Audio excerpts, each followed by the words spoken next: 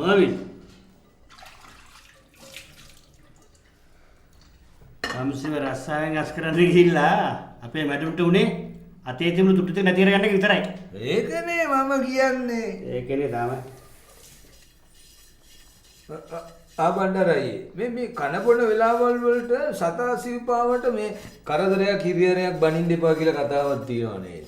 නැතුව උප්පත්තියක් ලැබෙන එකේ පළවෙනි රාජකාරිය ජීවත් වෙන එක. ජීවත් වෙන්නේ අපි කන්න බොන්නනේ. ඒක නිග්‍රහ කරන්න නරකයි. ඒකත් ඇති.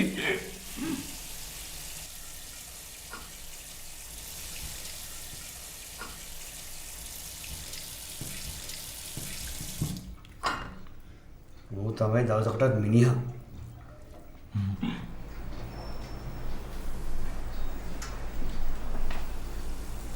බණ්ඩාර නෝනේ බණ්ඩාර දැන් කවද්ද ගමේ යන්නේ? සිකුරාද ගිහිල්ලා සෙන්සුරා දෙන්න හිතන් ඉන්නේ.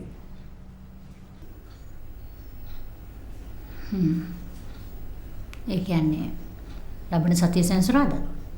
එහෙමයි.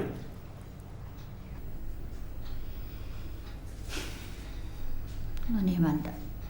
අනිත් දේවල් ඔක්කොමත් හරි මේ වෙන පේන කටයුතු කොහොම කරගන්නද මන්ද?